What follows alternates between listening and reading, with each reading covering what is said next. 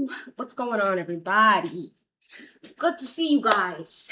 We are here in our 10 o'clock time frame. I'm feeling good. You feeling good, Chad? How you guys doing? Missed you guys. Boop. There we go. I got this new note-taking app thing, and I'm liking it so far. I'm liking it. It's simple. It's cute. Doesn't ask too much of me, which is nice. So maybe I can use this for like research notes, things like that. Yeah. I don't think that I'm watching myself, so we'll do that. Oof. Let me watch myself real quick. There we go.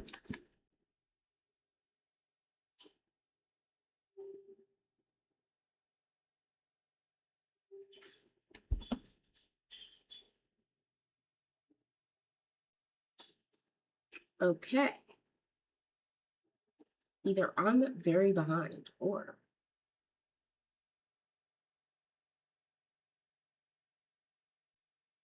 let's try this again.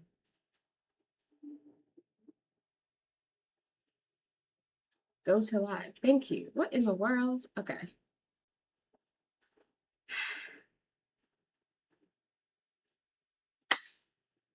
This thing, man. I'm so sorry. Why does it say that I'm playing Modern Warfare? Okay. This has got me fucked up.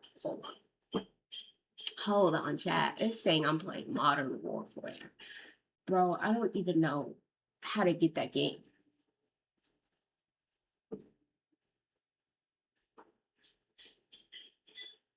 I'm so gagged. Okay, let me get out. It's supposed to be just chatting. Bro, that's so funny.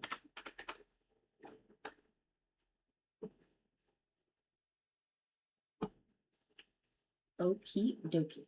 Cool. Okay, yeah, broskies. I don't really have anything to say today. I feel like this is gonna be another chill stream. I don't really know anymore, you know? Shit.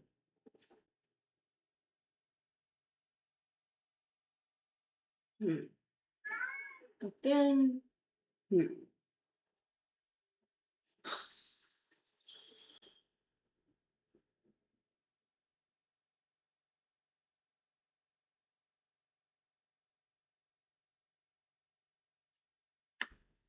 Okay.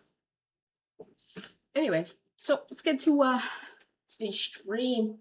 I saw some cool stuff yesterday that I wanted to check out.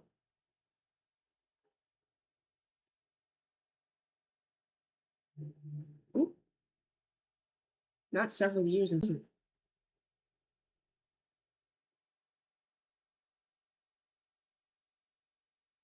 Gag!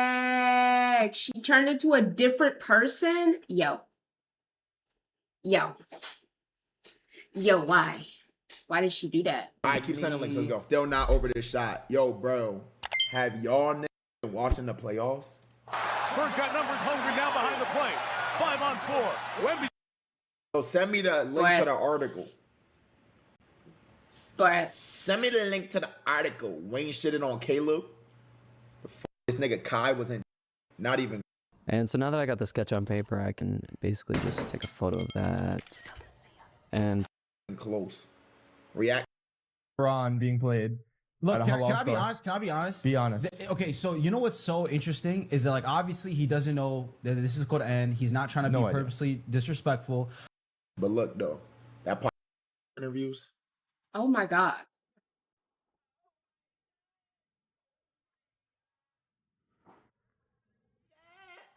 Ah, hell nah. How you know, nigga? I don't know nothing about their business, bro. What? We fucked, stopped lying to the world, you rat and gay. What?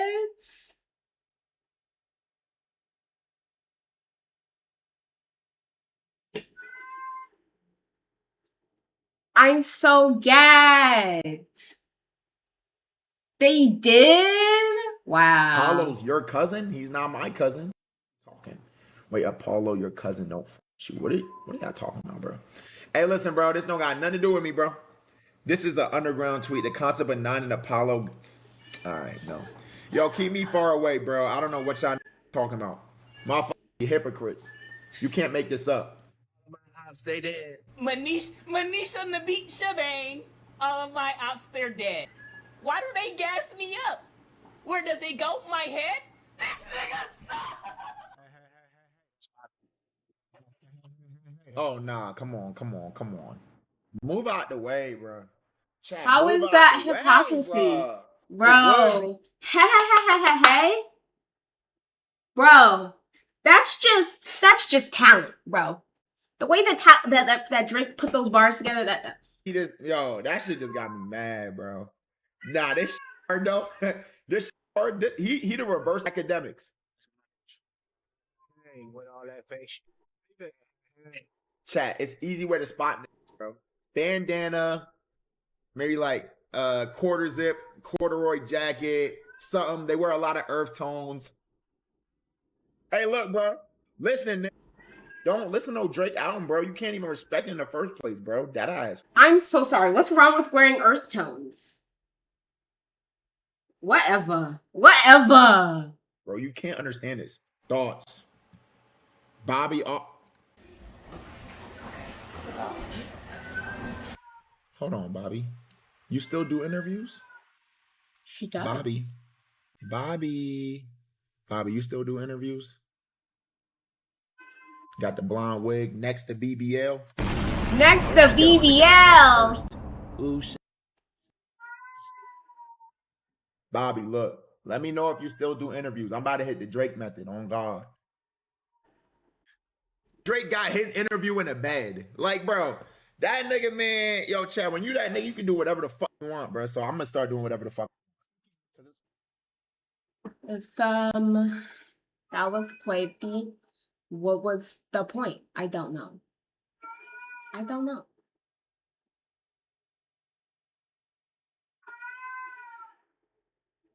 Just realized my cat has just been screaming this entire time. Ma'am! Right? What is her problem? She's probably just screaming at the closet. She really likes the closet. She wants us to open the door. It's not happening. She always hurts herself in there. I don't know why she likes it so much. Anyway. Okay. Oh, this is new. Artlist Studio is here. The AI so we've got authentic platform designed to amplify. And then we've got performative streamers. Chat, which one am I? Which one am I? Let's go. Who's gonna say something? Go ahead. Which one am I? Huh? Not kidding. Anyway. Some creators pour their real selves into every video, while others perform for views and clout. My name's Ryan, and we're going to compare authentic versus performative YouTubers, beginning with the first performative one, Kai Cenat, who rose to popularity because of his content that focuses on high-energy reactions. I feel like at first it wasn't performative, but I feel like as he lost the rhythm for streaming, he just... gaming sessions or simply goofing around, along with group collabs full of meme-worthy moments, like this one with Kevin Hart.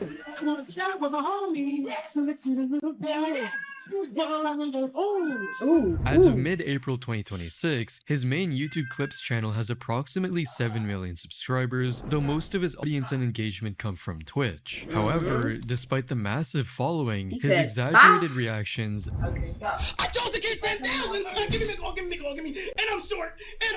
And hype man energy have led many viewers to see his content as more for entertainment rather than natural behavior, calling it out through comments such as, "Why Kai Kai be fake laughing at stuff. It's not funny, just don't laugh, bro. I've been noticing it too, especially when he says I'm crying. He always says that stuff, them tear ducts are not producing anything.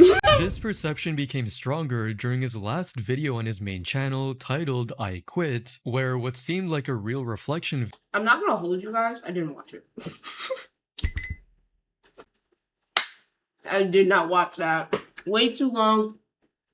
Way too slow. Video felt planned, showing performative clips of journaling and daily routines. Because of this, many people didn't take it seriously and instead joked about it, saying, "We're gonna miss you, Kai. I hope you achieve your dreams. About that $23 I gifted you last year, I'ma need it back, not gonna lie." And bro even got a quitting stylist. People became even more doubtful when, right after he said he quit, he created a second channel called Kai's Mind, where his content shows a completely rebranded Kai, listening to music. The first one is called King.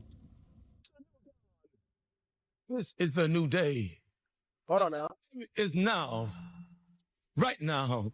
Exploring sewing and reading with low quality camera setups. Domestication and the dream of planet. What you are seeing and hearing right now is nothing but a dream. You are dreaming right now in this moment. Making him seem like a more simple person, despite already being widely known as filthy rich. Still, many viewers continue to joke about him in the comments. I'm so saying, confused. Just Kai because took a this man break is so rich people doesn't could mean he shouldn't have hobbies. I'm really confused about that.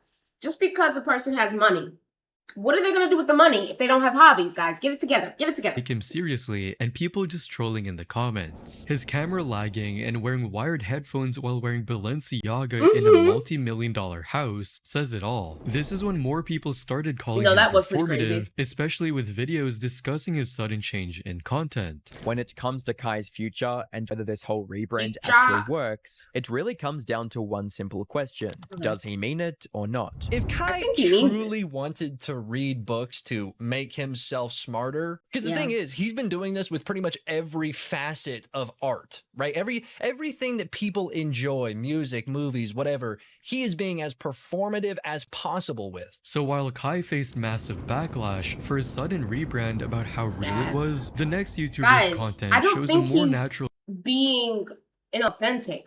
I just think he might be just a kind of horny person, which is fine. Some people are horny. That's okay, bro. Sometimes you look at a person and you're like, damn, bro, why are you trying so hard? I think that's just him, and that's okay.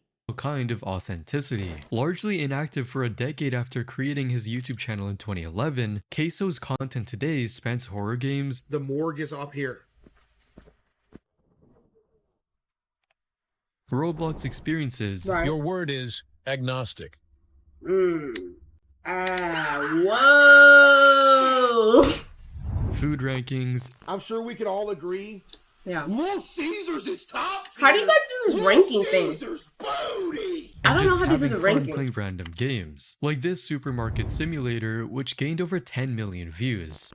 You couldn't let me keep this 30 cents. You really gonna sit here and wait for this 30 cents, ma'am? Really?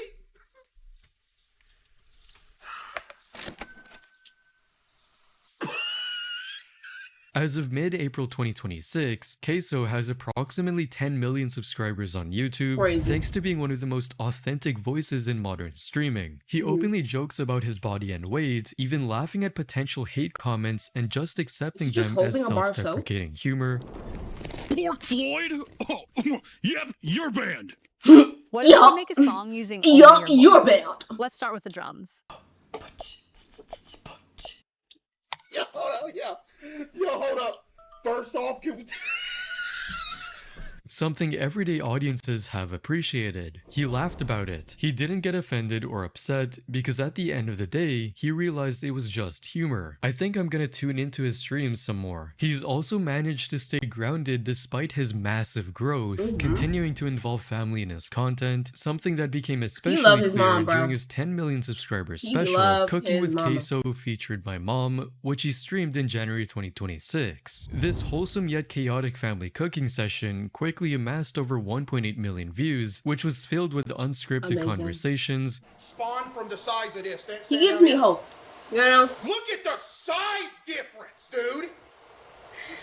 I thought he was gonna say, look at the size of him. You know what I mean? Look, I'm complete. Oh my goodness. kitchen mishaps, Yes, it has. It's been clean. Uh-oh. Oh, no! and heartfelt moments. Damn.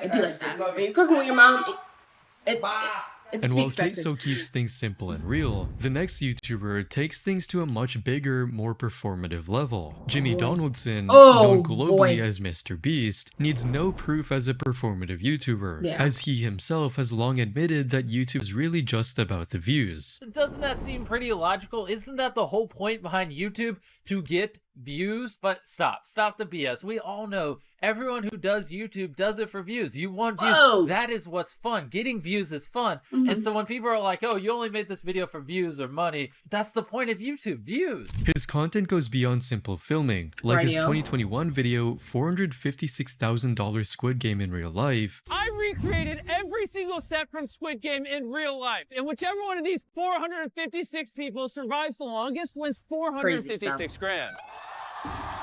Which featured 456 contestants, detailed set design, dramatic lighting, and fast-paced editing. Since 2017, his videos have been carefully planned to keep viewers watching, with exaggerated thumbnails and titles that follow a very specific style. Because of his drive to attract and retain views, Mr. Beast has amassed the highest number of followers on YouTube with over 500 million subscribers, leading to several other YouTubers who have copied his formula to maximize views, some of whom have also gained large audiences using his similar content styles. And this was exactly the kind of phenomenon that drew significant criticism from creators like Jacksepticeye, who argued that performative content like Mr. Beast's pushes YouTube toward more formula-based videos. Completely unrelated question. I've been seeing that crazy. Just a bunch of formulaic videos, Do you think bro. Mr. Beast ruined YouTube? Yes. Now, in all honesty, Jack, why? Because it became more about views, money, and popularity than it did about having fun. You just don't think he had fun playing Squid Games? You don't think he had fun riding on yachts? Building wells in Africa? I don't know. If he had fun doing those videos, they'd be longer. We'd see the fun.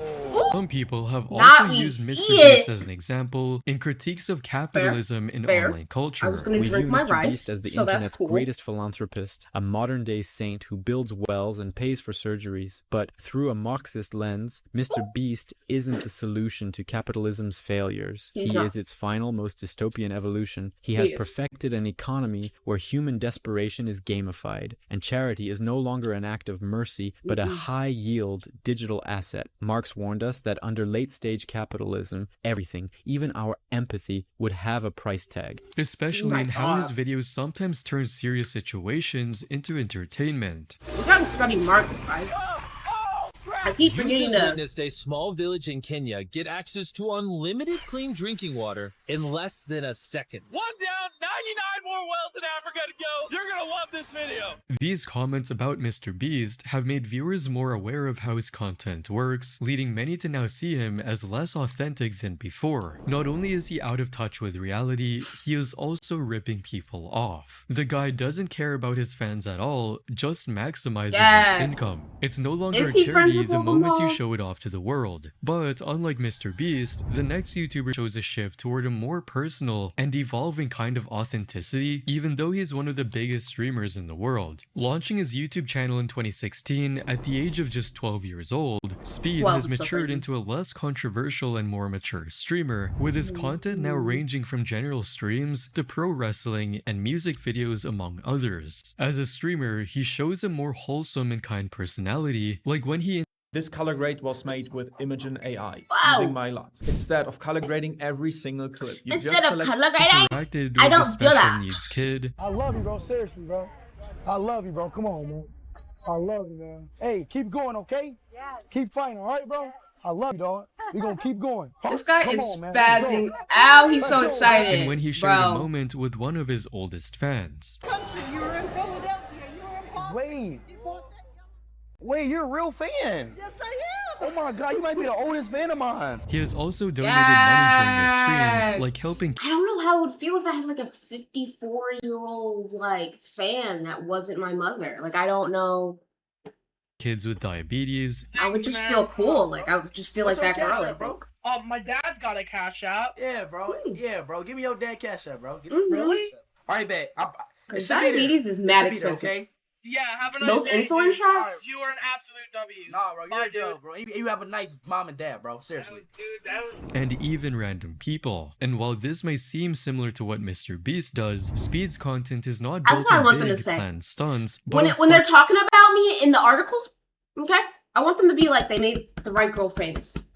Because I really want to live up to spontaneous that, moments guys. that occur naturally. When he goes live, he simply streams without a script, like during his recent 30-day African tour. That's what I do. But no, he does have a script though.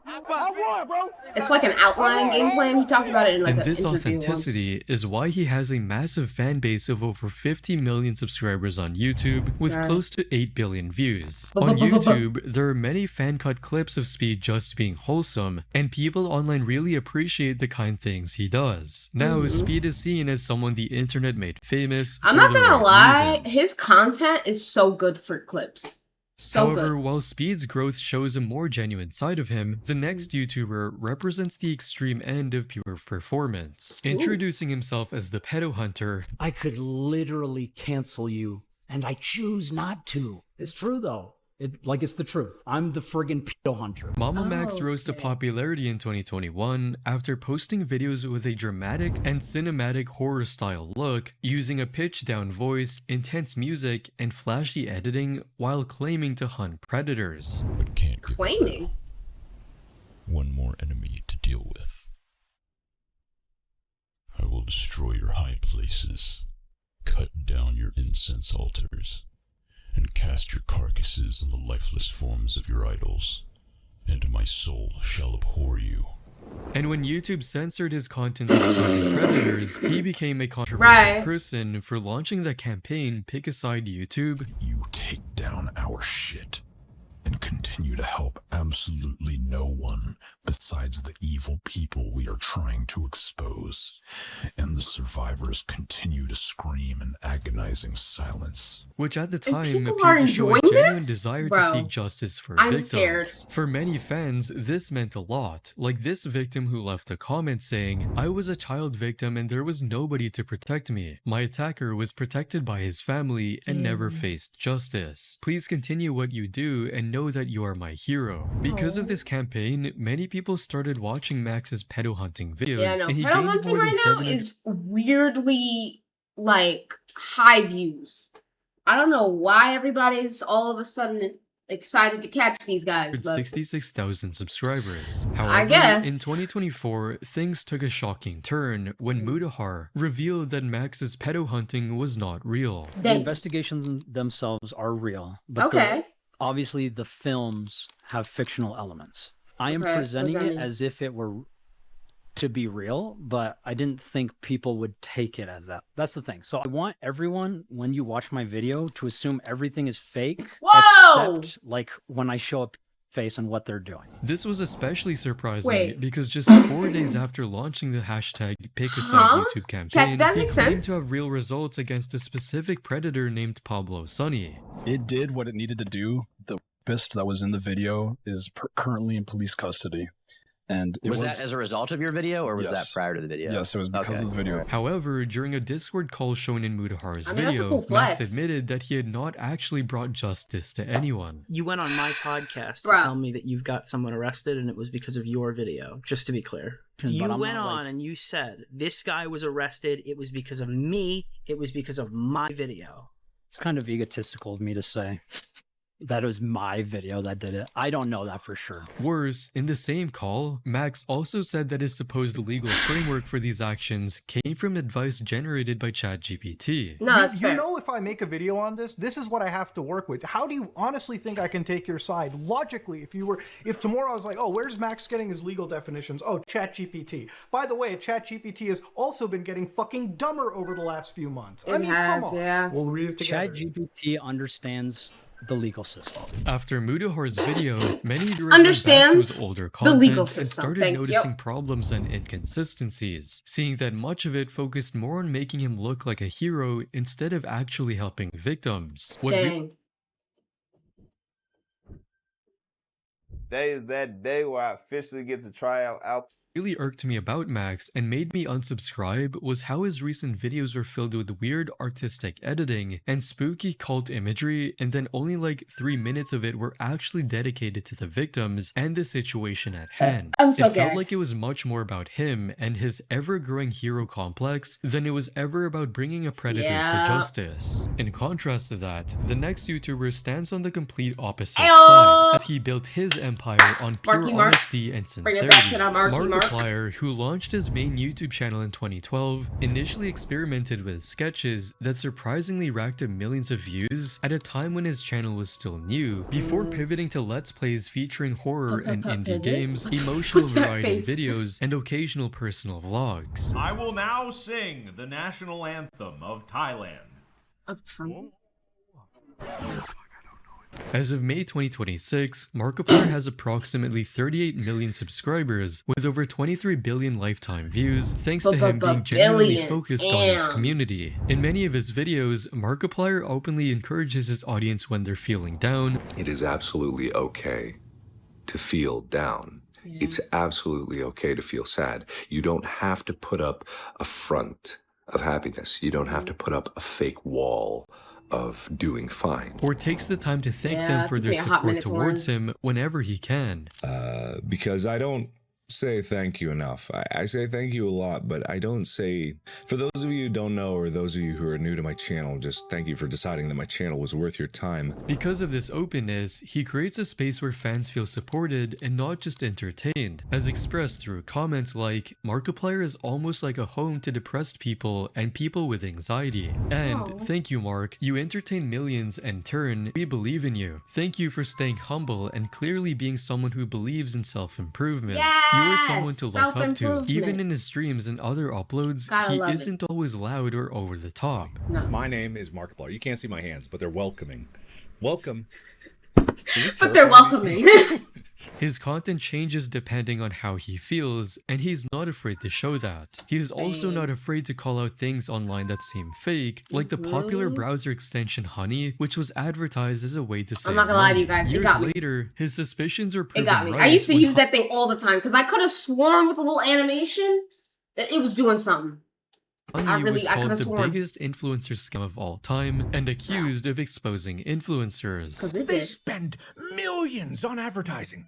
And then people are getting money out of it, and then people are saving money out of it, and that makes sense, but the other part doesn't make sense, and then He looks something's going insane. on here. Where's all this money coming from? Where is Honey getting the money? These show that Mark stays true to himself and wants others to be honest too, which is one reason people connect with him, and he has even received awards like Content Creator of the Year at the Horror Lit. Game Awards in 2024. And the winner is Markiplier! Congratulations, Markiplier! I personally have been a huge fan of yours since you first started creating content on YouTube. And multiple Streamy Awards, such as Best Gamer. Similar to Mark, the next YouTuber has also built his career on staying real with his audience. PewDiePie registered his YouTube channel in April 2010 and began uploading early gaming videos. Am I done with this? I think so. Wait a second. How many more people is there? Oh God, Logan Paul. Darn, man. Question his own weight gain. Right. Right. Okay. Okay, I think we're done with that. Gag. Genuinely authentic versus superficially artificial. When the artificial is superly artificial. Okay, so this man's life's falling apart, but I really don't want to hear the same stuff, you know what I'm saying? Like, are there any more details? We'll never know. We'll never know. It's hard to say. I'll click on it. All right, I'll click on it. Okay.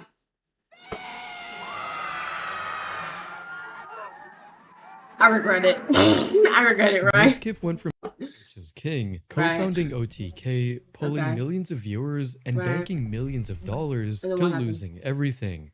Controversies stacked up, leaving him with no sponsors, declining viewership, and an ongoing legal battle. My name's Ryan, and this is the I brutal was literally aftermath using of it Mizkif. for my chat. Just 5 so years that's before fun. all of this controversy, Mizkif was on top of Twitch. He exploded with creative, viral ideas like those legendary sleeping streams where fans would try to wake him up with donations. Then, on October 11th, 2020, Mizkif co-founded One True King, alongside heavy hitters like Asmongold, Esfond, Rich Campbell, and Tips Out. By early 2021, Mizkif hit 1 million Twitch followers, where his all-time peak concurrent viewers reached almost 192,000 on June 14, 2021, during one of those OTK streams. From August 2019 to October 2021, he earned about $2 million from Twitch alone, landing him 23rd on the list of top earners. He capped it off by winning Best Just Chatting Streamer at the 2021 Streamer Awards, cementing his spot as the king of casual personality-driven content. He wasn't just about the bag either.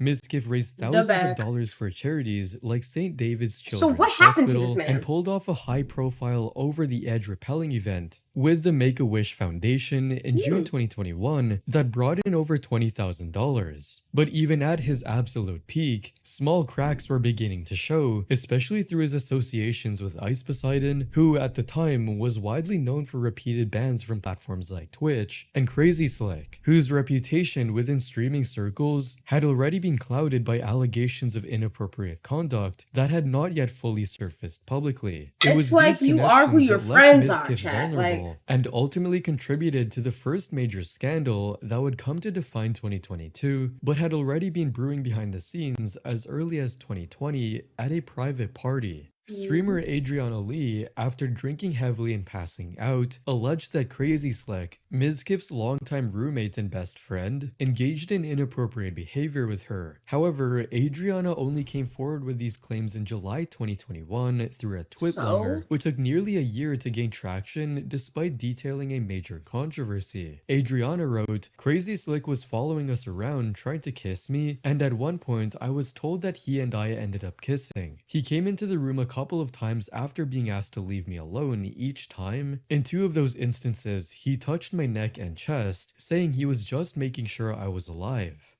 Adriana clarified, however, that Crazy Slick did not rape or assault her, but his actions did make her uncomfortable. Despite appearing to be a completely detailed and I honest really don't account, understand she when later people are like, as long as like there was no like sexual contact, and it's just like, no, bro, if I'm uncomfortable by you, then it's a problem. We're having a problem. This version was a diluted version of the story that was proofread by several people, including Maya, to downplay the situation and frame Crazy Slick in a more favorable light. And part of that dilution was also reflected in how Mizkif himself appeared to downplay the situation following Adriana's revelation. Of what you can deem of it, it's sexual harassment, whatever. Whatever. Low scale, it's not really a big deal. Low scale. I don't think people really gave a shit. What is sexual harassment on a low scale? Please let me know, chat. Let me know. Because I'm confused now. They cared. Chat, I'm gonna turn this off if you're gonna be like this. I'll just turn it off. At this point, it was clear that Mizkif was willing to minimize the incident to protect his friend. While he did not commit the acts himself, his response still contributed to harm toward the victim. Fortunately for Mizkif, the situation was largely treated as a non-issue until September 19, 2022, when it erupted amid a broader Twitch gambling controversy after he implied that Trainwrecks TV, a major gambling streamer, should be banned for his content on the platform. If we're going to deplatform people for scamming others, shouldn't we have banned you for Joltcoin a few years back? Now for context, Joltcoin was a crypto project Trainwrecks promoted in 2017 that many later viewed as a scam, as the token quickly lost most of its value and left buyers with heavy losses. Mizkif used this during the debate on whether Twitch should ban gambling content to criticize Trainwrecks, who had been defending it. Trainwrecks immediately fired back with explosive allegations of his own in a public thread, accusing Mizkif of orchestrating cover-ups for friends' sexual assaults. What is this other thing above? This turned a small gambling problem on Twitch into a much larger controversy involving sexual misconduct allegations. With Trainwreck being a far bigger personality than Adriana, it was at this point that her 2021 allegations finally gained widespread traction. Thank That same goodness. day, Adriana went live for a nearly 2-hour stream, providing further details and saying the following. I was asked to say something and almost sent to say something by Maya and Mizkif. I was told to say something by Biz and Maya. Apparently, Adriana was forced to say something so Mizkif and Maya wouldn't have to kick Slick out. Simultaneously, in an attempt to add fuel to the fire and broaden the backlash, Ice Poseidon, the very same guy who gave Mizkif his first big break in 2018, decided to turn the knife. In a shocking betrayal, Ice leaked years-old Discord messages from Mizkif containing racist and homophobic slurs. However, instead of just trying to bury Mizkif, the move also backfired on Ice. You letting this slide for years says a lot about you as well. Nevertheless, the incident showed a difference between Mizkif's public image, especially his reputation for being relatable and doing charity work, and the behavior revealed in the entire controversy. It also showed that he was willing to protect people accused of wrongdoing, even if it made the situation reach future fans and beyond. My dude. Introduce worse and put more pressure on the victim. The same shady early connections, Ice and Crazy Slick, that helped launch Mizkif to stardom were now the very people dragging him down. Eventually, due to the growing public pressure surrounding the issue, Mizkif was forced to evict Crazy Slick from his residence and issued a public twit-longer apology stating, "To Adriana and all of those affected by sexual harassment, I am sorry for those statements."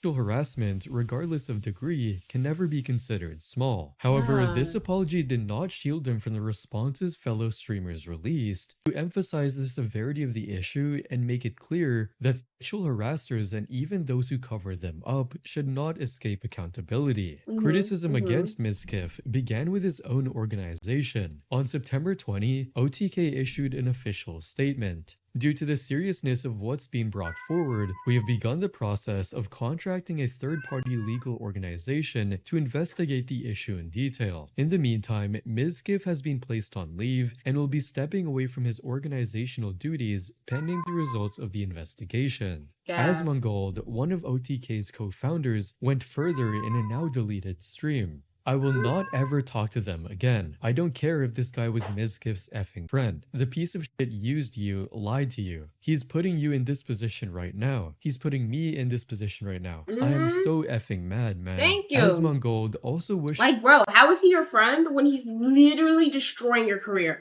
I don't understand that. Like, get it together. the worst for Slick. I don't give a fuck whether you touched her on the chest or not. You're a creepy fucking piece of shit that uses your friends to go and act as a gatekeeper to keep people out so you can allow yourself to be fucking abusive. I fucking hate you. I hope you die. Hasanabi, one of the biggest political streamers on Twitch, also criticized Mizkif's handling of the situation and how he appeared to downplay it. Of course, Mizkif didn't know how to handle sexual assault, you know, obviously, or any sort of harassment. He's the type of dumbass who goes on his fucking alt stream and is like, oh, well, it's like minor sexual assault anyway. Not his like, alt stream. He, even if he was trying to say like, oh, it's not, you know what I mean? It's just like sexual assault. Like that's a word, like that's a ridiculous way to go about it. Meanwhile, Maya, Mizkif's ex's girlfriend, released what she called her final statement with a twitlonger that was posted on September 25th, 2022. She said she did not go to the house that day with the intention of manipulating Adriana's story and did not cover up sexual assault. This would not be possible as even Adriana did not consider the incident to be sexual assault until 2022. Still, she apologized for the power dynamic and harm caused. She added, I take full accountability for making this mistake. I am deeply sorry to Adriana this is why I for like my Maya. involvement. Then the broader fallout rippled outward Because, quickly. like, honestly, if you really didn't know what you were doing as you were doing it, and then you, like, you know, are told that it's happening, and you take a step back and you reflect, I love that for you. Kudos. Kudos. Miss Kip is not doing that. Within weeks of the September 22 explosion, sponsors began to pull away. What made As it they worse should. was that As it they wasn't should. just Mizkif bearing the consequences, the organization he co-founded was also affected, as OTK's major partners quietly backed out or declined new sponsorships. According to an OTK employee, there was a lot of sponsors that just straight up didn't want to work with us after the Mizkif stuff. The Mhm. first thing any brand safety person from any of these big Fortune 500 brands sees when they type out OTK is sexual assault. With OTK's partners Damn. backing out, Yeah, that's- the impact on Mizkif himself He literally became even destroyed more that company. pronounced. By March 2023, his average concurrent viewership had dropped noticeably from 50,000, which he was constantly posting earlier in 2022. His Twitch followers also declined within 6 months after the controversy. Even after the Jackson Waller investigation cleared him of direct cover-up evidence in late 2022/early 2023, and OTK reinstated him on probation, Mizkif still struggled to recover. Despite being cleared legally, OTK maintained Should that we skip to the freaking Emerus? She'd be pulling good numbers. Everybody knew this, and he even said that to his own. This man got mad, butthurt about Emeru getting more views than him. People had said Which that. just even more speaks to him. That's his they're character, I unhealthy. think. I didn't want to go too hard on it back in the days, but that's terrible. Valkyrie also spoke about the situation and sympathized with Emeru. Just, I feel like it's a mess. It's very messy. It's a yikes situation. It's just, it sucks. It just sucks. I feel so bad for Emeru. While also expressing how disturbed she was by the ongoing pattern of harassment in the streaming community. Can streamers just stop touching people? Like, can everyone just stop touching? Other streamers were more direct. It seems like That's no. the shot. It seems like We really needed that power slap. Let's see your fire for I can help. And openly condemned Mizkif. You guys ever think that any type of abuse that she's definitely not engaging in, by the way, could be reactive? Guys, she was throwing her Cookie Monster pajamas at me that I told her not to wear because that's all she wore. So I punched holes in the fucking wall. Well, it makes a lot of sense. Yeah, that seems like a proportionate response.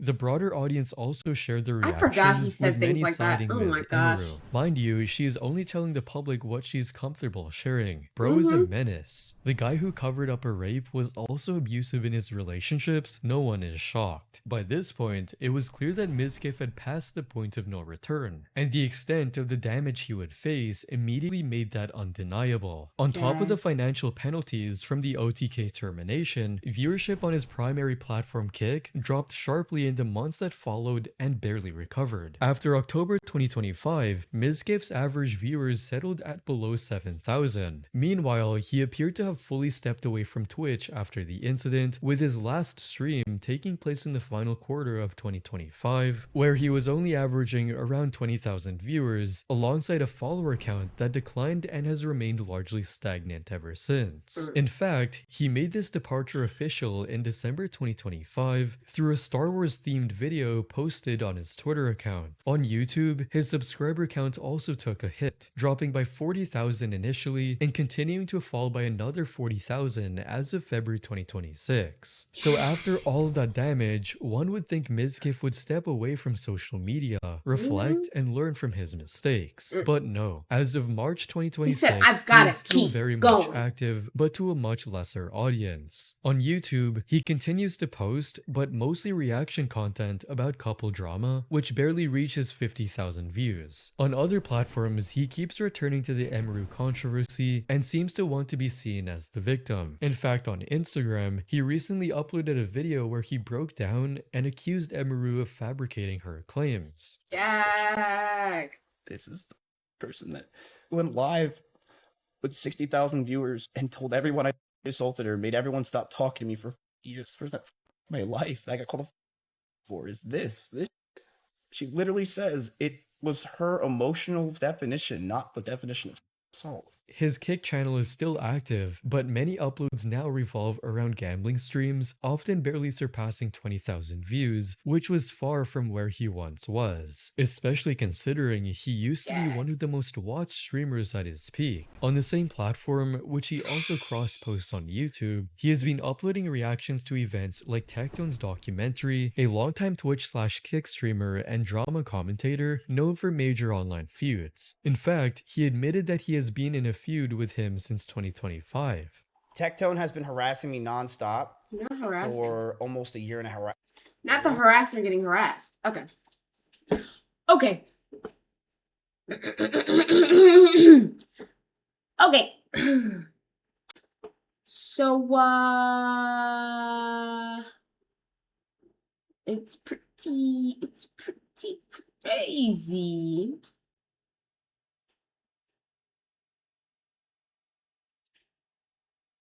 Mm-hmm.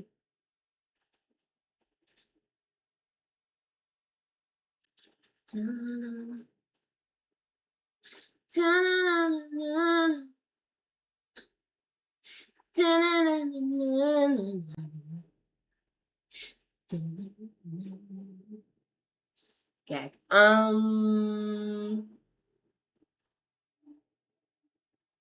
Guys, I'm not gonna hold you.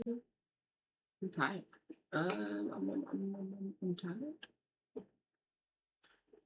And not I hired a therapist.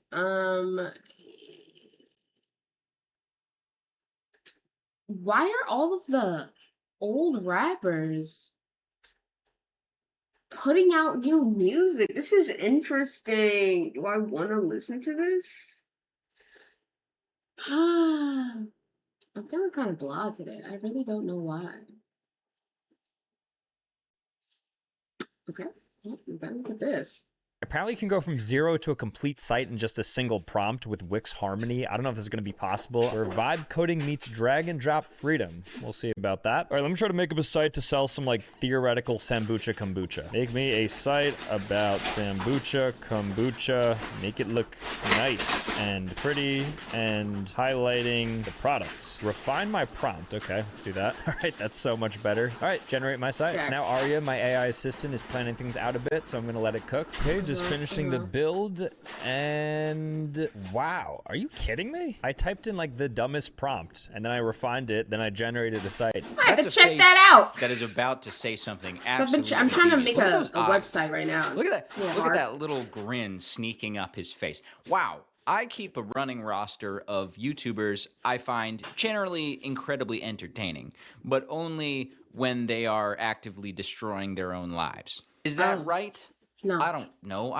What is this, Sunday school? This person uploaded a video titled, "I'm frustrated with commentary YouTubers," about I got some 24 hours ago, Cheez-Its. and he took it down very fast. Now, I saw clips circulating around the internet, and I knew immediately that this would be exactly the type of content I would enjoy. Unfortunately, I wasn't fast enough to get to it, and I was not able to find the original video until just now when I saw that Rob's Media re-uploaded it. Hello everyone, today is going to be a little bit of a different video because I am frustrated with a lot of your favorite creators. I've been wanting to make this kind of video for quite a long time. I've been very nervous to do it because I didn't want to burn bridges. Guys, why does he have Shane Dawson in the background? No. Why does he have 2015 Shane Dawson in the background? I don't trust this man. But at this point, who gives a fuck? 2 to 3 years ago, I started a nonprofit, Never Stop. I have sunk thousands and thousands of dollars into Never Stop. At first, it was not successful at all, and I was paying money out of pocket to cover the donations that we're making. We just received our first grant. We have 7 volunteers, 1 part-time employee, a treasurer on board. Like, this is a fucking real operation here. Okay, I'm gonna slim down the intro to this video. Jake Doolittle has a charity that pretty much consists of him Venmoing $500 a month to somebody in need, and he determines who's in need by just people submit applications on his website, and if he thinks, yeah, they could use $500, they get $500, which is good. That's nice. That's nice to help people. What you're about to see, though, Wait. I've got to see this. What is it called? Never Give Up? Ever stop believing?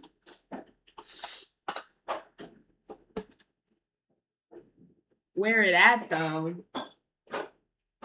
Is it not never stop? Charity. Yeah. Yeah. Okay. My whole life, I've had one motto: never stop. When I was going through my medical journey, I was fortunate enough to receive multiple grants and donations that helped my mom and I cover medical bills we couldn't afford. Now I'm lucky enough to be in a position where I can start my own fund to directly amazing.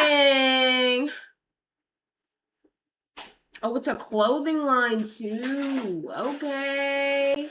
I don't hate this. Ooh, should we apply? Oh.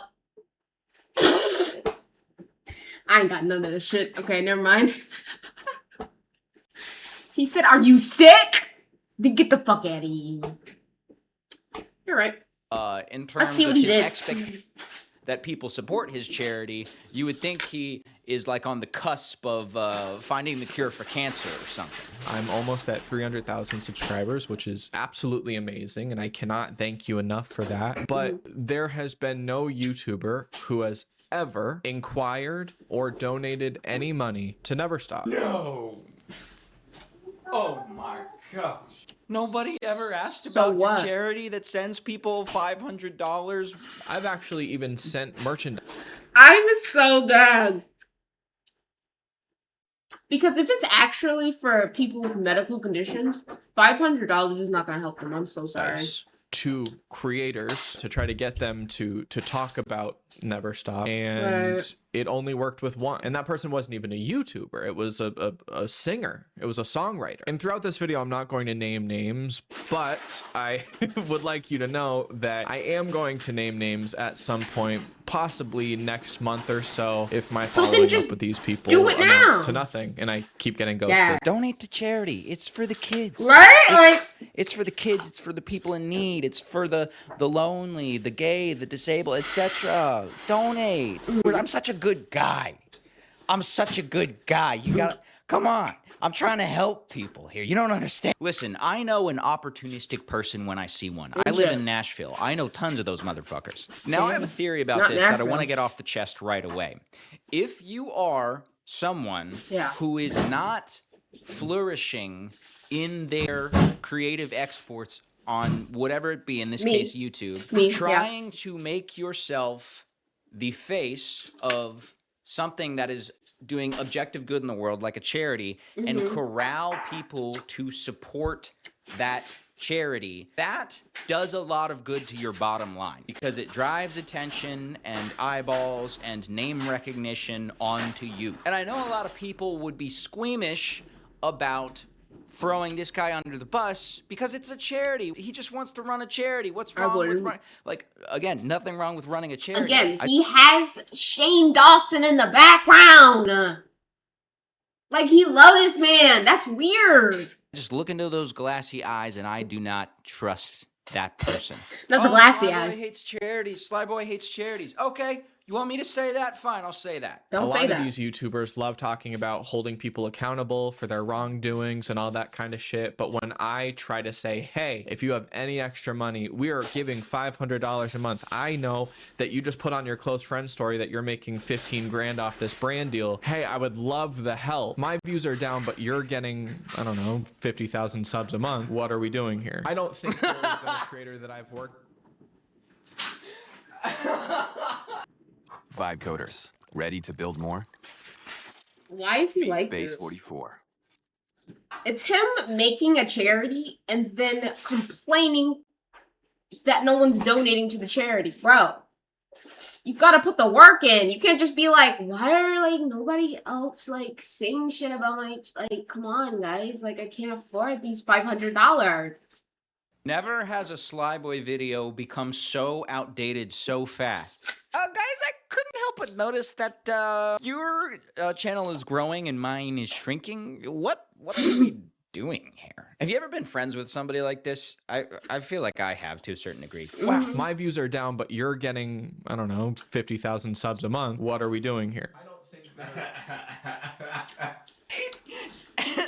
He did a little zoom in for emphasis. What are we doing here? I'm surprised he didn't do zoom out and reverb. Hey, buddy, I saw you got that new promotion. That's awesome. However, did you know that I'm unemployed?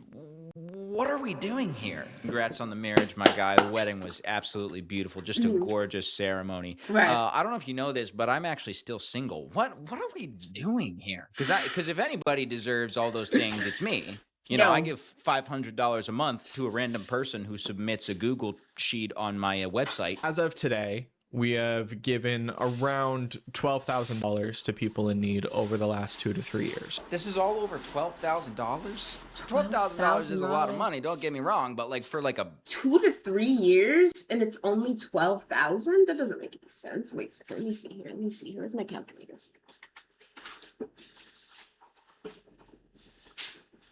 What? Bro. I don't want to buy a calculator. Oh my fuck. No, I want the app.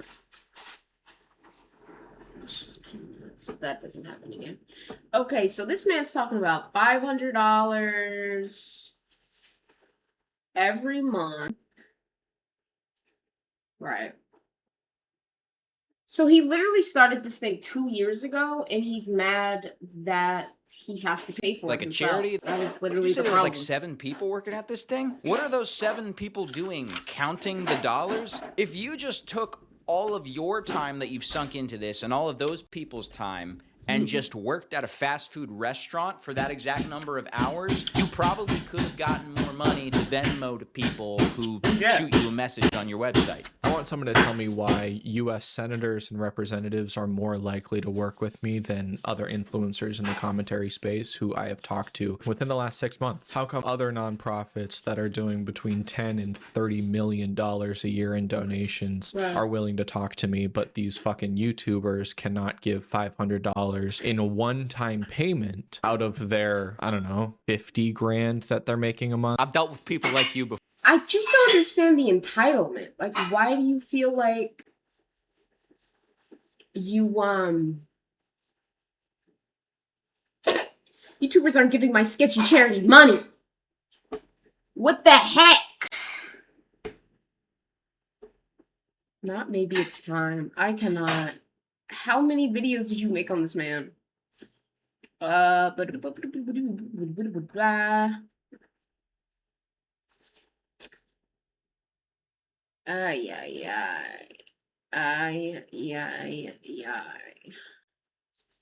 This was such a crazy, what's it called?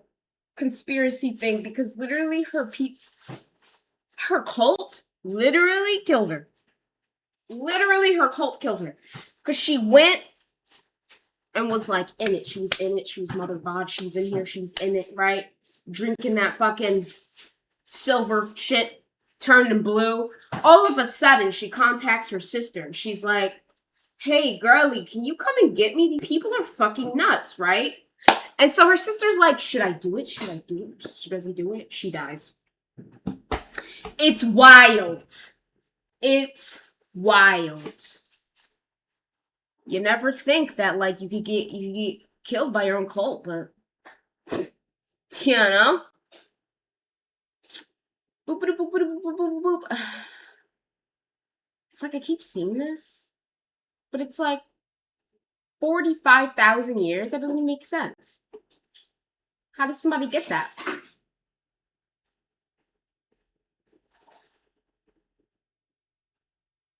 Why did they get the most boring person to do this commercial for them? Wait. He's a rapper? Hold on.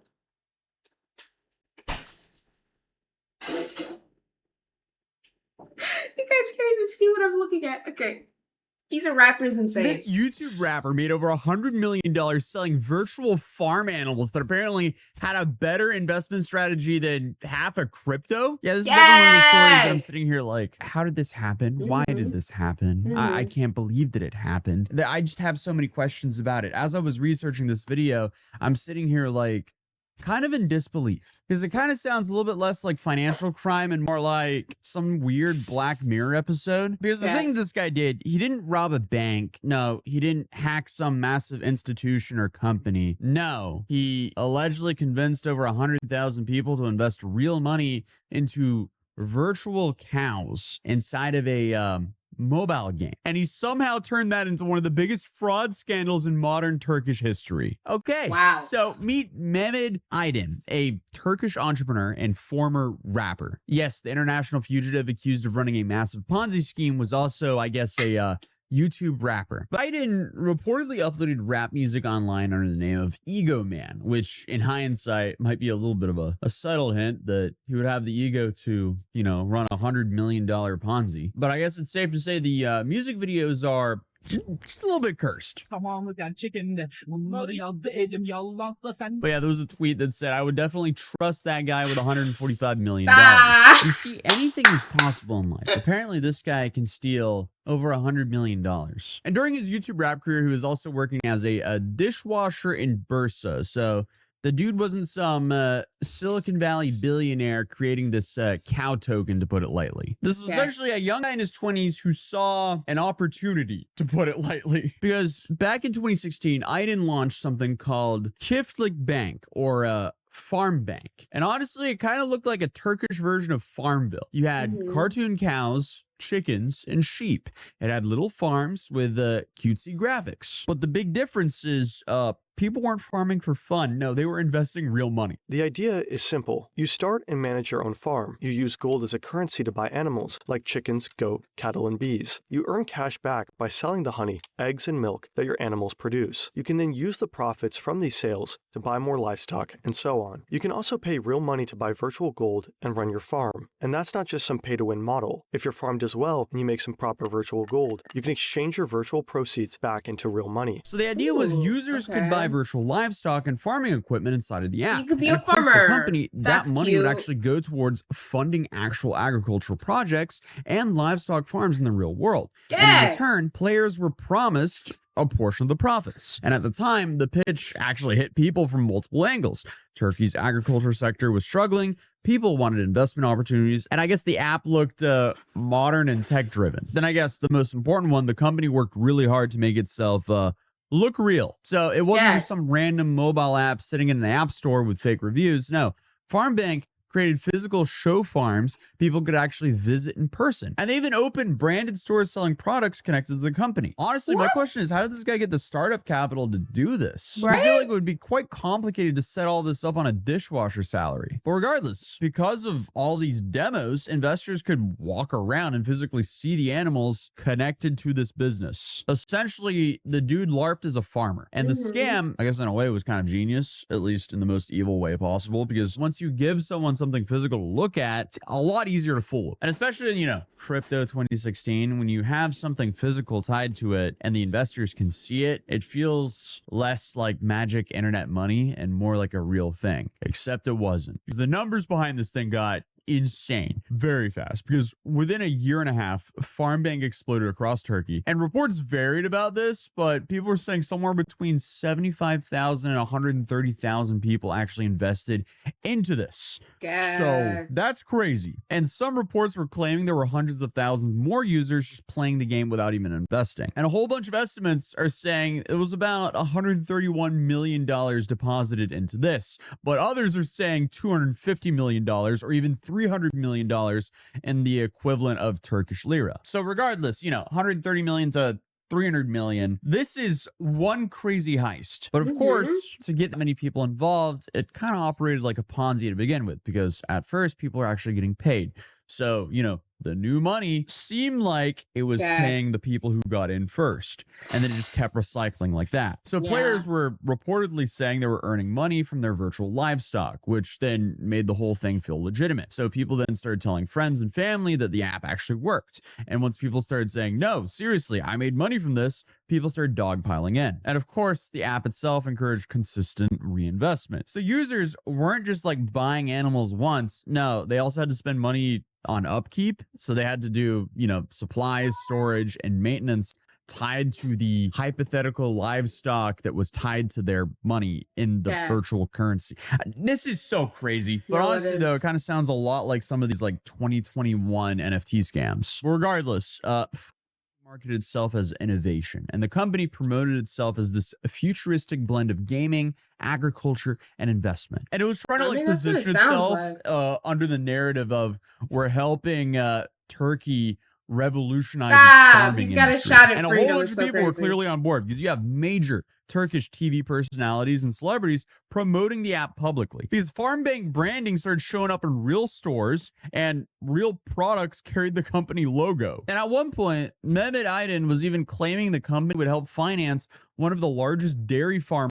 It's just like a very cool way to prototype extremely my quickly. gosh. If I go here in Figma, I just have this design here that I projects in Europe, which is just such a bizarre, startup promise that, hey, in 2016, I could see how that almost kind of worked. Or, well, actually, it did kind of work for a little bit at least, because if you just put the right buzzwords around a bold enough project, it seems like Then you've got him. Then you're gonna get him. You put the keywords in with the right environment, you're good to go, man.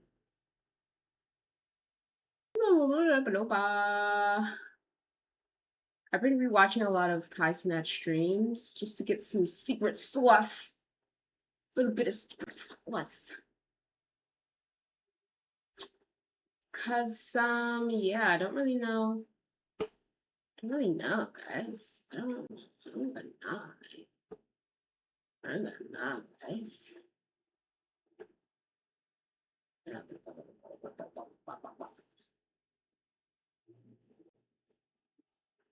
Oh, why do I keep doing that? Okay. Where did I want to go to? Hold on. There we go. I got there. Okay, let's figure out what am I looking at? Kick, what the fuck is this? What do you mean, is this enough? Enough for what? Bro, what am I looking at? No, it's missing a punching bag, some guns, and beer. Bro. It's things like this. You know what I'm saying? That makes me go, oh god. I am on Kick, aren't I? Exactly 1 year ago today. That's so crazy. Over 1 million creators applied, only about 120. They weren't even aspiring streamers, most of them. They were already doing the shit. Like, so crazy. Wait, what did people say this? So Kai left streaming university to start a clothing brand, even though he knows nothing about it, and he left behind the whole streaming audience he could have used to promote it. Yeah, he did do that. I feel like he's gonna come back, though, because you can't just leave all of that attention. That doesn't even make any sense. You can switch to Dark Moon and not burn your corneas. Thanks, MurderCom. How did you know I was burning my corneas? Wait, how? I'm so gagged. You know what? It's okay. Oh, shoosh. How'd I get here? I'm still trying to figure out how to use Twitter. I'm not gonna lie to you guys. Okay, looking for streamers that are new / bad at Apex for this tournament. Hey, that could be me. Never Pro or Peak Diamond streamers from other games welcome. I'm kicking off an Apex Legends stream. Okay. On the 29th. Okay. That's pretty soon. How do I apply? It's time to play Apex. So, how does one...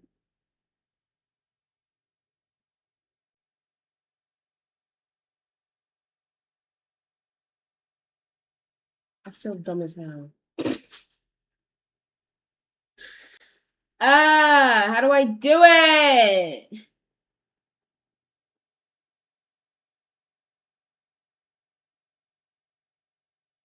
You know, it's okay. It's alright, chat. We don't gotta be in there. My first time been on recommended page on Kick. Yay! Wait. Because I heard that their new platform or whatever, not platform, but their new right? So it is a little bit of a balancing act at the end of the day. The good news is Kick is in no rush to make money. Kick is in a great spot. Kick is focusing on growth. Kick is focusing on creating a great viewer experience. Kick is focusing on making sure that streamers have the best possible place to stream. So, you know, that isn't something we're rushing. We're not going to rush it for the sake of making money, but it is something to keep in mind, right? You know, when you start mentioning stuff like the splits, right? Obviously, when it comes to the splits of money in which creators will get from ads, they're going to get a lot more money from like say, enunciating 30 so second hard. unskippable ads than say a 7-second. Wait, whoa, unskippable ads. Hold on, hold on. So I think it's long-term longevity. I think the one thing people used to talk to us so much about, right, Andrew? You know this. People used to always say Kick is not sustainable. Kick is going to die. Kick cannot stand on its own 2 feet. How's it going to make money? And now that we're like, okay, hold on, guys. Look, we're going to try and make money now. Everyone's like, oh, fuck, don't go make money. It's kind of like, geez, we can't win with you guys, can we? So, but anyway, with that being said, we're not in a rush to make money either. We're kind of cool with the fact we're losing money. That's kind of how the Not them being okay with that. That's what happens when you have a billionaire that is backing up the company, bro. Obviously, the goal of ads is for Kick to make money. You know, right. Kick to be long-term sustainable, all that kind of great stuff. We want to make sure people feel confident that Kick has a long and bright future, and that's what ads represent. Ads represent maturity. Ads represent longevity. Ads represent That's fair. future, right? What ads are you gonna get?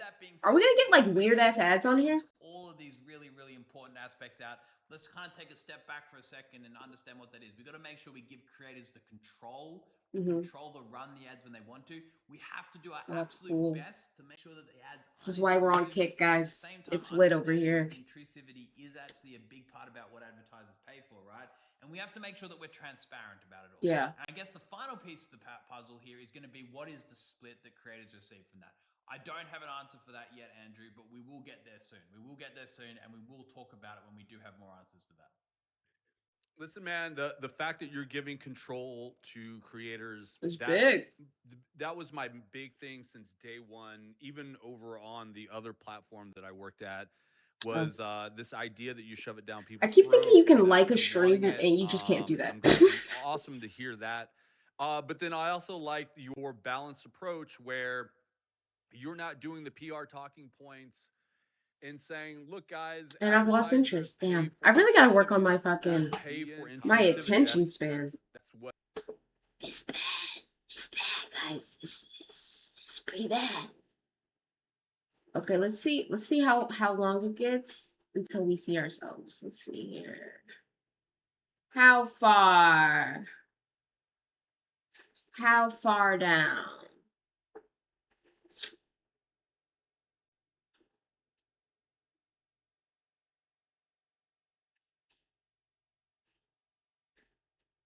Oh my God. We're so far down.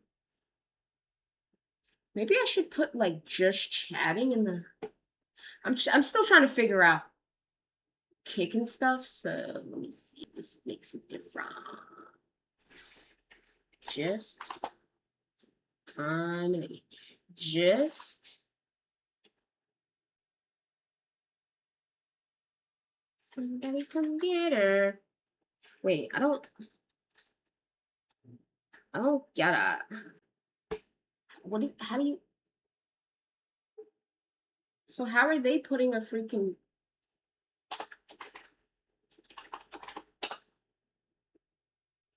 How? Bro.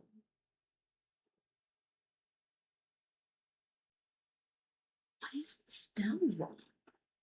Bro, can I just copy this? Anger.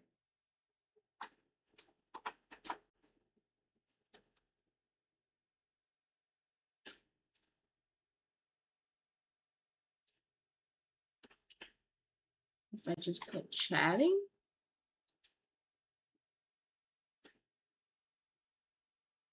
Chat streamer. What does that even mean? Alright, whatever. There's like 2 T's in here.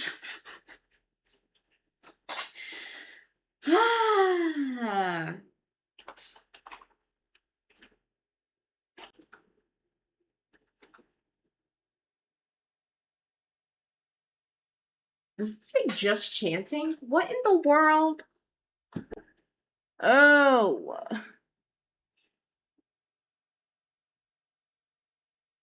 I'm so freaking gagged, bro. How is it that everybody else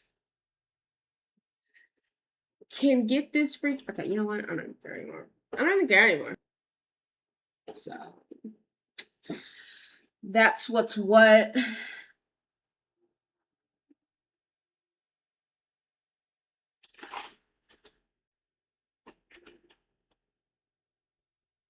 Yep, I don't even care anymore. It's whatever.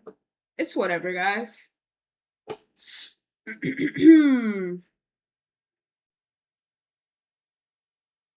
Right. It's pretty low. Gag. I really want to make a friend on Kick so I can have more streamer friends, you know. So that's like one of the main draws, being a streamer, is having streamer friends, right? Like that's how you get that done. But here's the prop. Here's the prop, cop. A lot of people are taking a weird as fake. I'm not even gonna pretend like that's not true. So I can see why we only have one viewer. Because where are we? Where are we? We'll never know. Okay, well, it is what it is. It's okay. It's alright. Good thing about Kick is it's still super Down new. on this one right here because I So we can just want to make figure sure this that out. you get this straight. Slick Wolf says you got.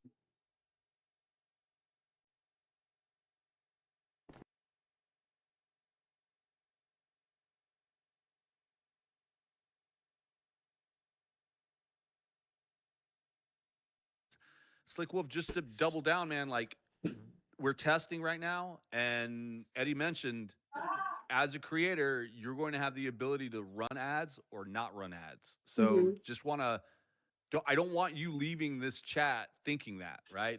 That might be where we're headed, all right? Yeah, so just to clarify, right now the ads are only, again, they're only being ran in one category, the slots and casino section. You know, we look at Kick in a sense. Not the that slots and section casinos. is obviously very, very healthy, and I think the people.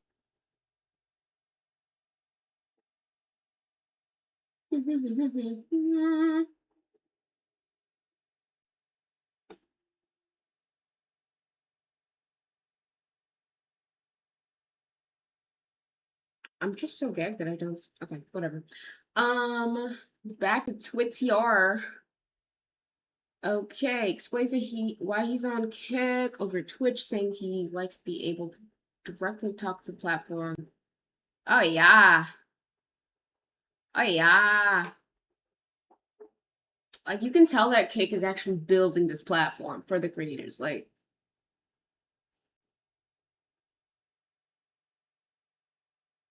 yeah. Yeah. Ever switch platforms, it was a business deal. I don't think so though.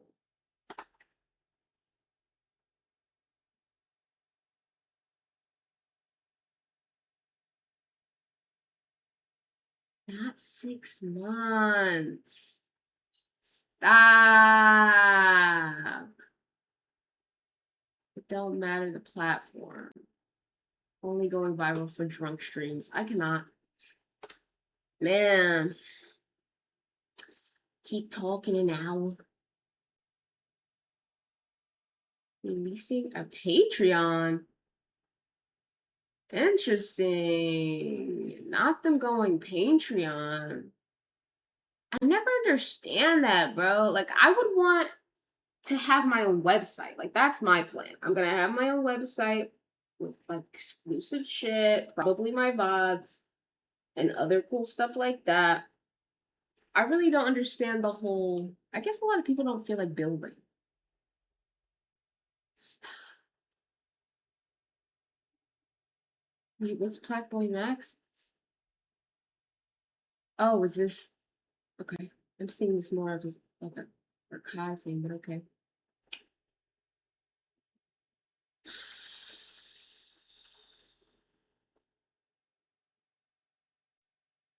No, it is harder to blow up and start getting money. It's easy to stream, but it's hard to blow up. That's so true, bro. And we're gagged. Okay.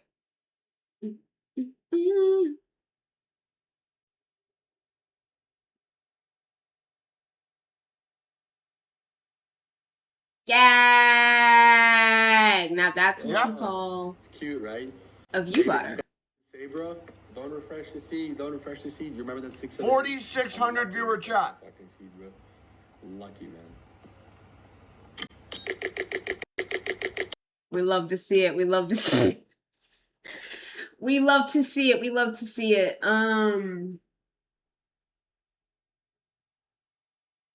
With the Meld Creator Program. Looking for more.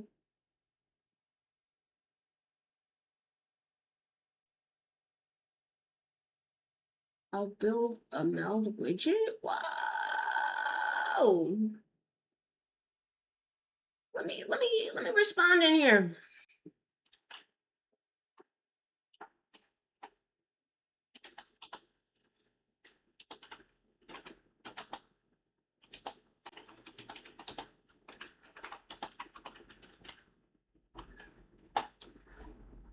Boop, boop, boop, boop. No, I don't want more people to see my reply. It's okay. It's not that important to me. I'm realizing now that I don't have my Kik as my main website. And I should props do that,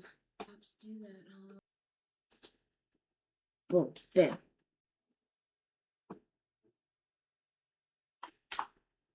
Okay. Boom. Boom.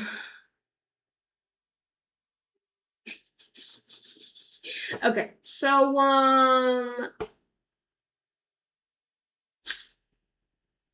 and announce your own stream. Gag! Solely come to my stream to try and self-promote.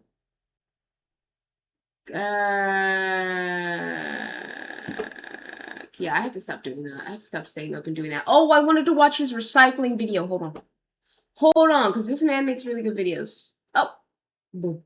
3 weeks ago. Damn. The rate of business creation. Not me needing to watch this for 3 weeks, bro. I didn't even know I had been that. Stripe in March, it's up almost 2x year over year. It was one of the. Is anybody else tired of men talking? Real quick, before we start, you have a number of questions while watching this video, and 9 times out of 10, the answer to that question is either going to be technically or money. So I'm just going to reuse this clip every time that comes up. So let's get into it. But again, remember, it's always technically or money. Hello.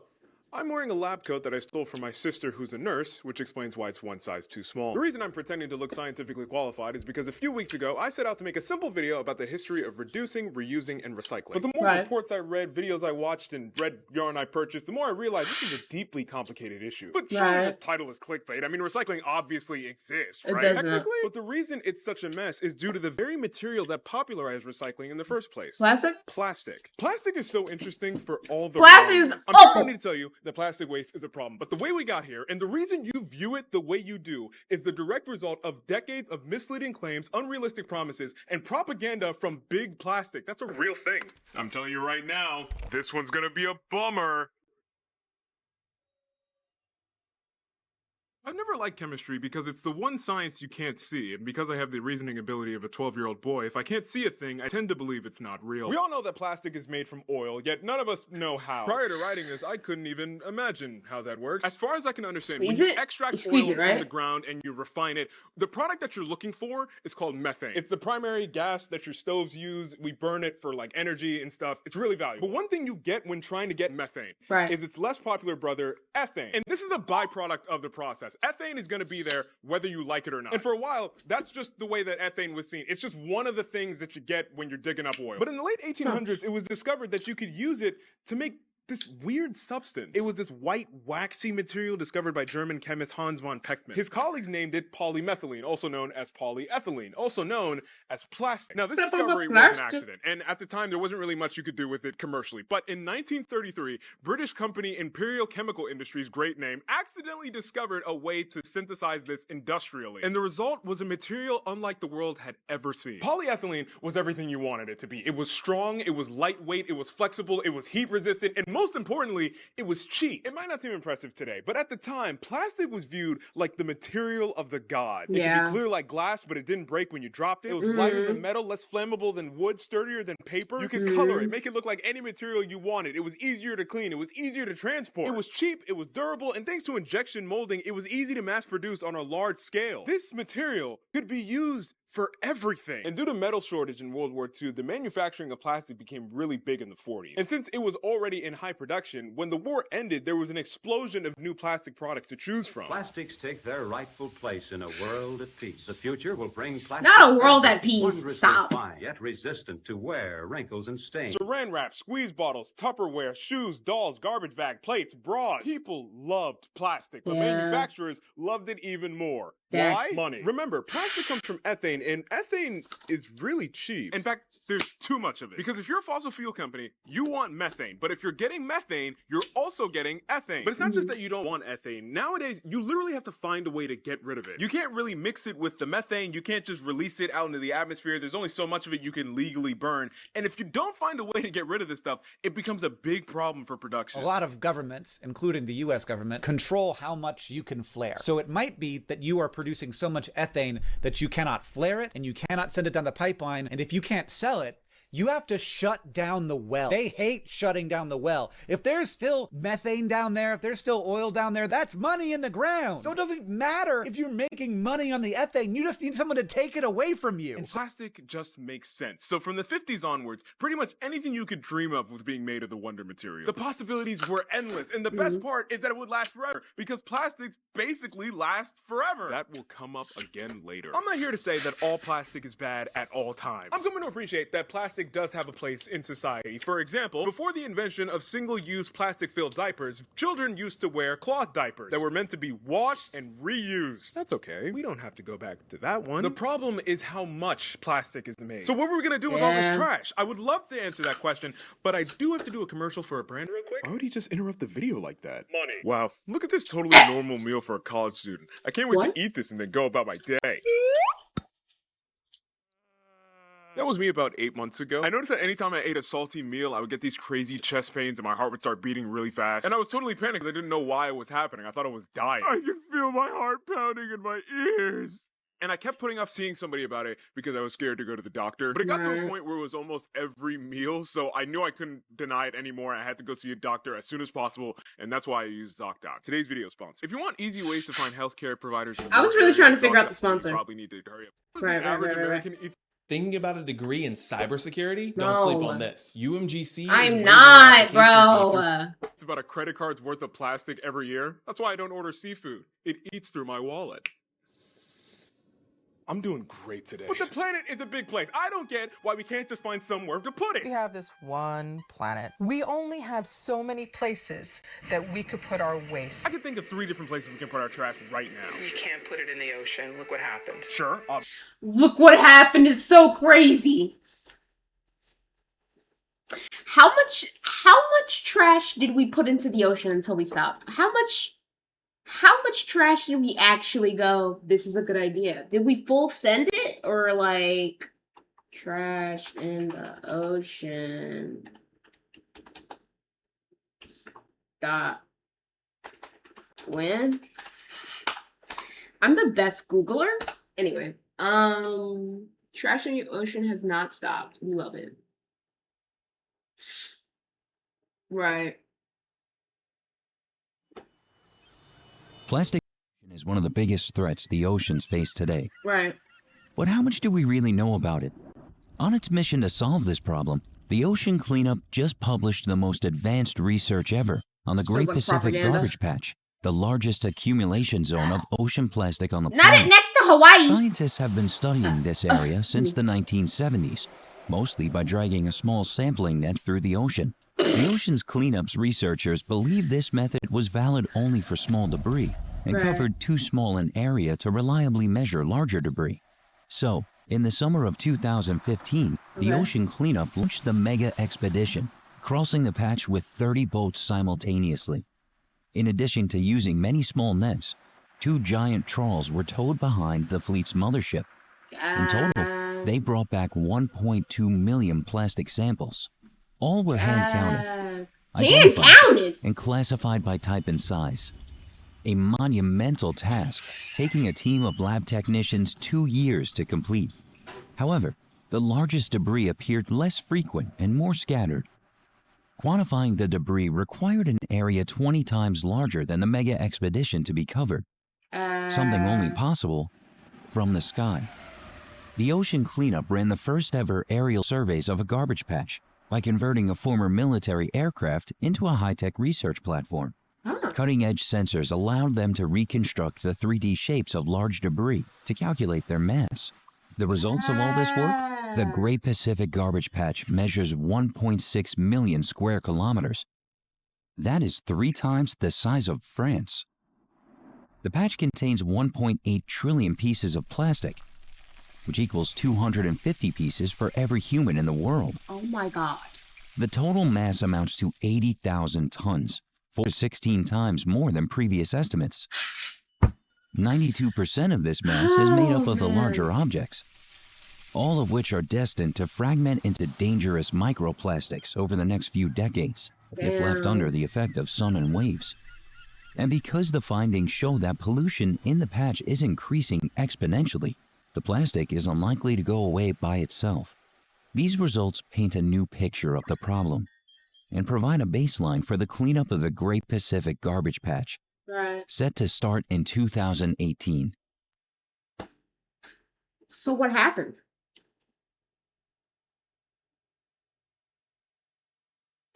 All right. Because it's 2026, so I'm a little confused.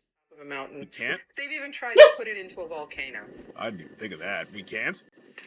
No. We have to come up with a better plan. So we had way too much plastic trash. What could we do to fix the problem? Well, we could have cut down on plastic I production. really which thought would've the solved problem at volcano would have source. done No, it. we're never going to do that. How about we come up with a slogan instead?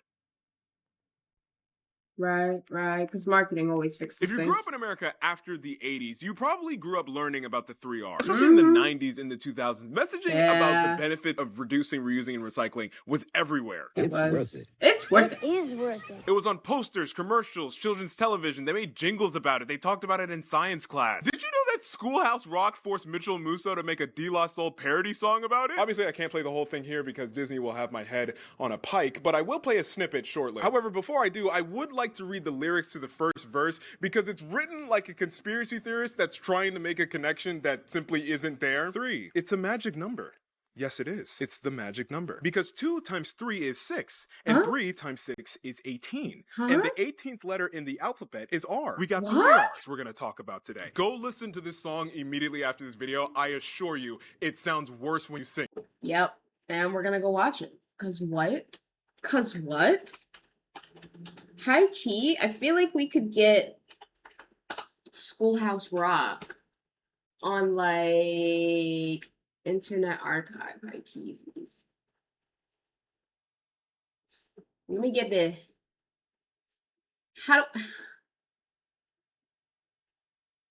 trash can band. It's gotta be this, right?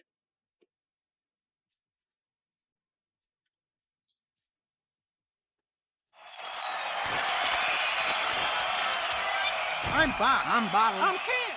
And we're the members of the trash can. And I hate everything. Okay, here we go. 3 R's. Bro.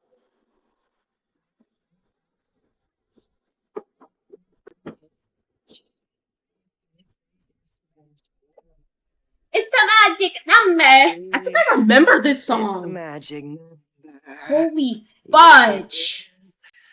It's the magic number. Because 2 times 3 is 6, and 3 times 6 is 18, and the 18th letter in the alphabet is. We got 3 R's we're gonna talk about today. Recycle!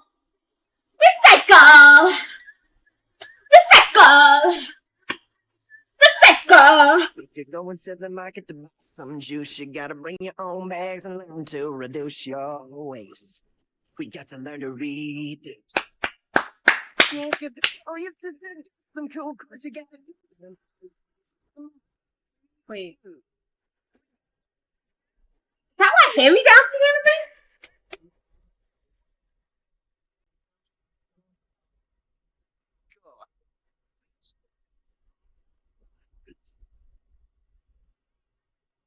I'm so gagged.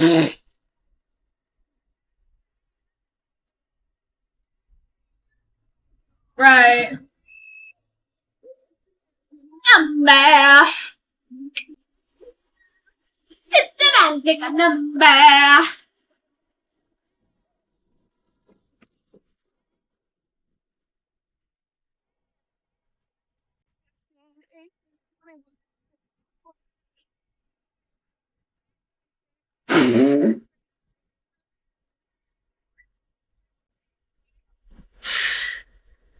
What the fuck?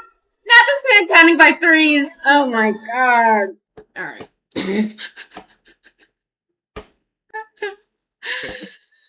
Ah! Okay. Wait, there's a video?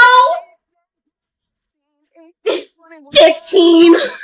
These are website names that are still somehow available. So for Australia non-believers, AustraliaIsn'tReal.org and AustraliaIsn'tReal.net are both available and have great deals. If you're a fan of brand fusions, MicrosoftApple.com, Target, Walmart, Costco.com, and KFC. This song had to have been written in 45 seconds. Recycling ads made it seem like you were fighting for world peace every time you threw a bottle away. I'm being responsible. I'm basically a... No, wait. We should be looking at world peace commercials. Wait. Because I swear to God, chat. There was way more world peace shit going on. Especially on the TV. Commercial? Or at least like a what's it called? PSA type of shit, like recorded by Mike the Axe Peace? I'm so gagged.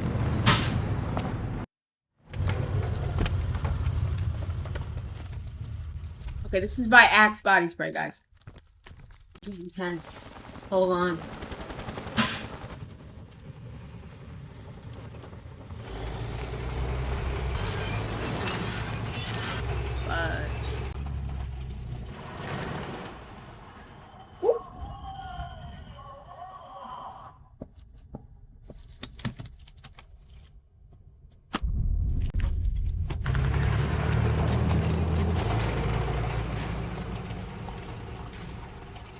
Guys, this was made in 2015. Why does this look like Palestine right now?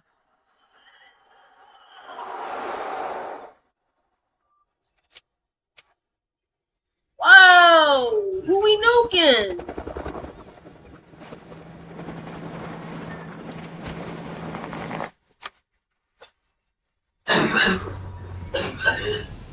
Whoa!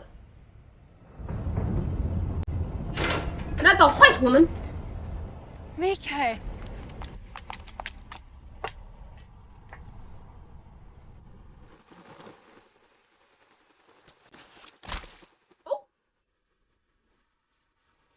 Right, because love is the answer. No, this makes sense, I guess.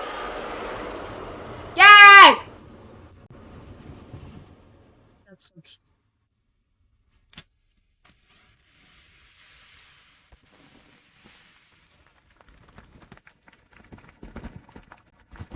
Make love, not war. With new Axe Peace. What the f- Guys. Guys.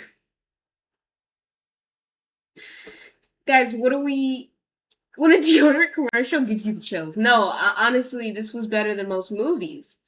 What in the world? Okay, now I need to watch more. Hold on. $1 Million Extreme. Okay. What is Listen, this? it's called connecting, and it's insane. I don't do timesheets or schedules I manually. don't care. lot of people look at me and they want to sort of be like me. They want Right. to be a nasty, fully natural, 100% beast.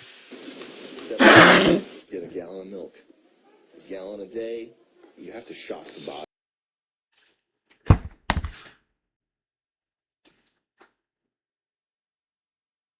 Did this man just say drink a gallon of milk a day?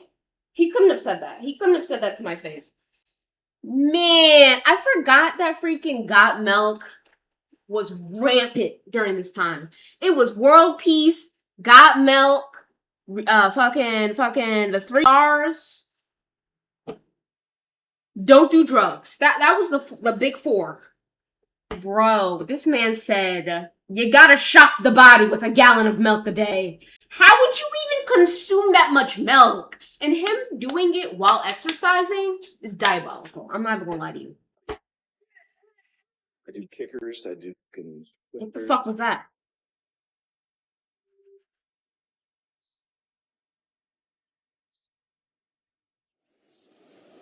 I've been thinking about... Okay. Okay. Oh, the most... Okay. Hilltop ad. Wait, I want to see it. Where's the Hilltop ad? MIT? Gag. What did MIT say? The future belongs to those who build it.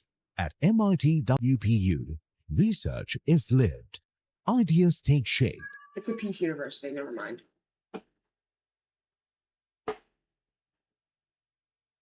Don't ask me why I clicked on that. We are floating on the same rock orbiting. Right. But where's the Coca-Cola? But where the Coca-Cola?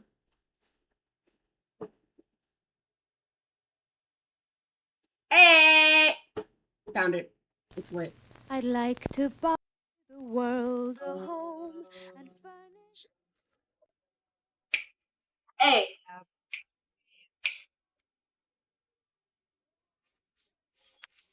Hey! Hey! Teach that! Hey!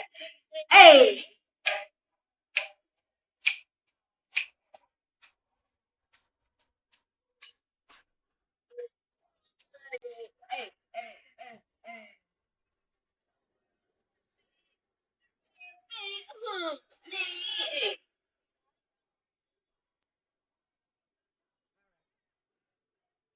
All right.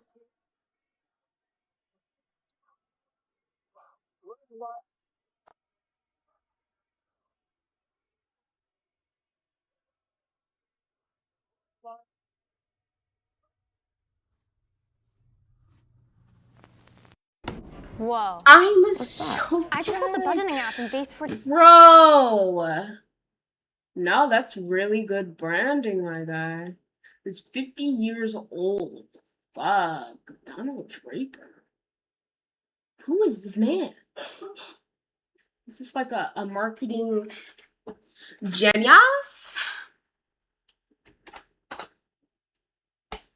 This guy. A fictional character. Never mind. Never mind. Okay. Gag. I'd like to teach the world to buy a Coke in perfect harmony. Okay, let's go back to this.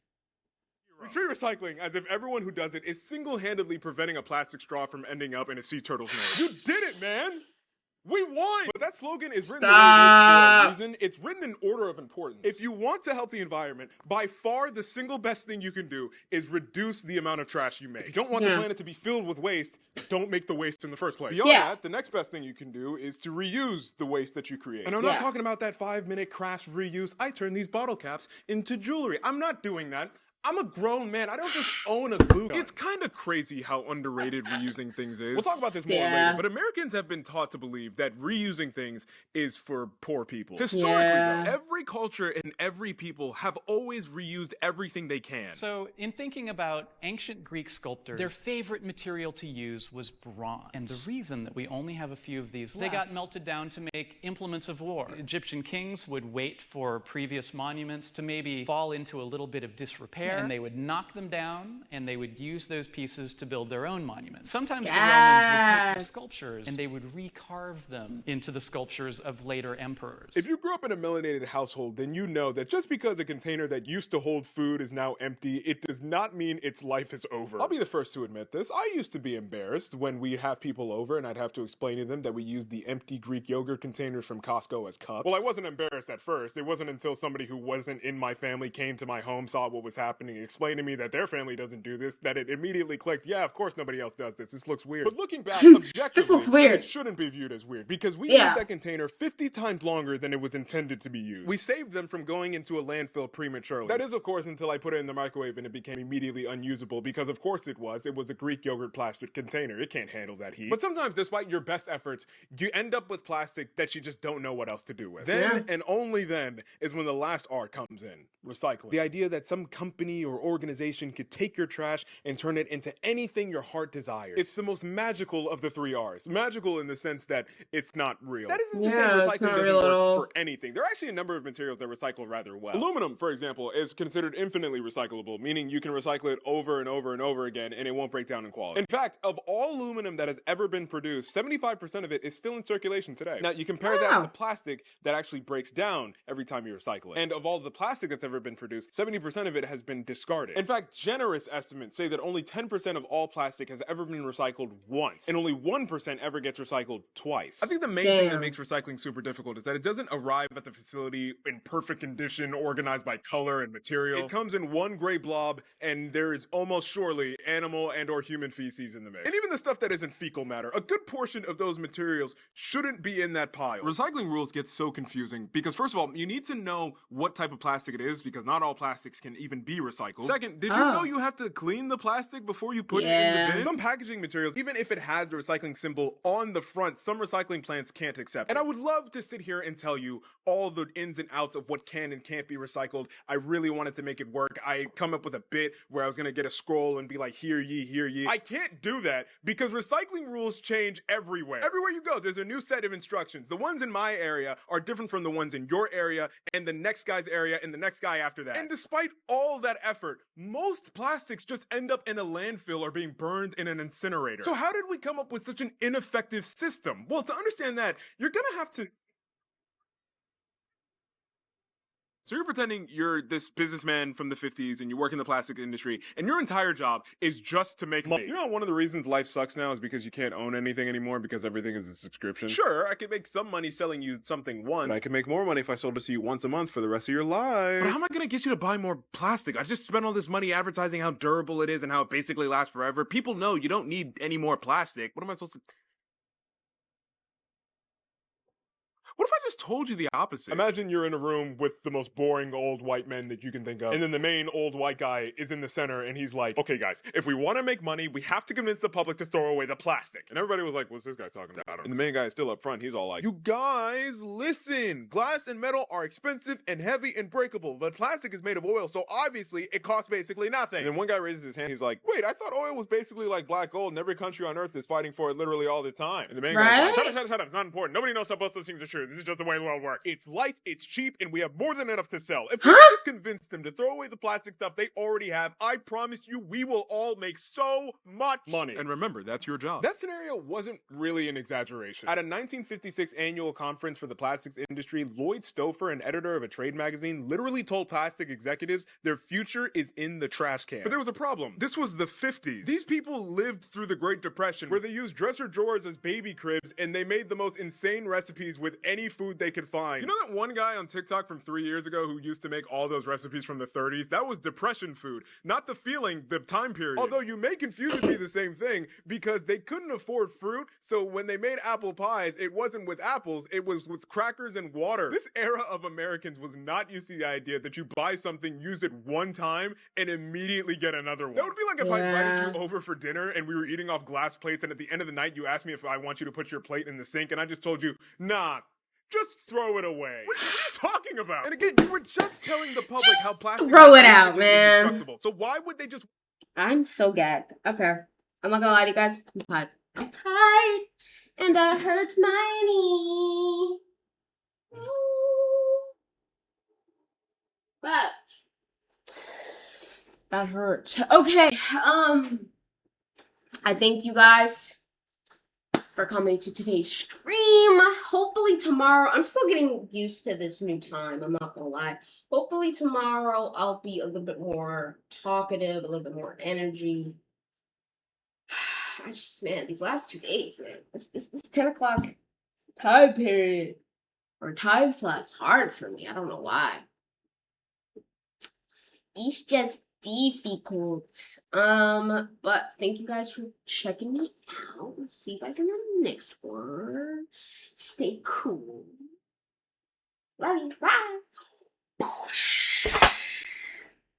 Wait, where's my butt? Here we go.